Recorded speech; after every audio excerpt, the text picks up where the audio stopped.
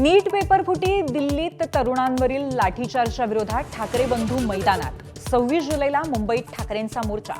दिल्लीसारखे मुंबईच्या मोर्चात गुंड घुसवले तर फटकावून काढू, राज ठाकरेंचा इशारा। मुंबईत आंदोलक विद्यार्थ्यांना खोट्या ड्रग्ज प्रकरणात अडकवण्याची पोलिसाची धमकी। व्हिडिओ व्हायरल झाल्यानंतर विरोधक आक्रमक। पोलीस कर्मचारी पवन सांगळेंचं निलंबन।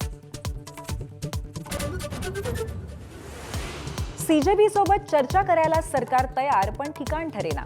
सीजेपीला हवं तिथं चर्चेची तयारी। मंत्री जितेंद्र सिंह यांची माहिती। तर सीजेपीनं घरी किंवा मंत्रालयात यावं, नड्डांची प्रतिक्रिया। नड्डांसोबत चर्चेस सीजेपीचा नकार।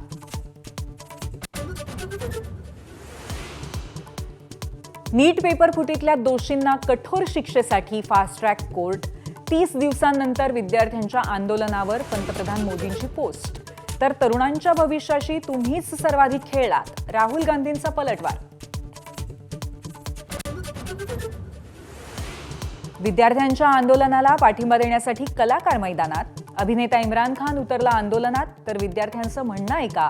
जान्हवी कपूर, रिचा चड्ढा, अदिती राव हैदरीचं ट्विट।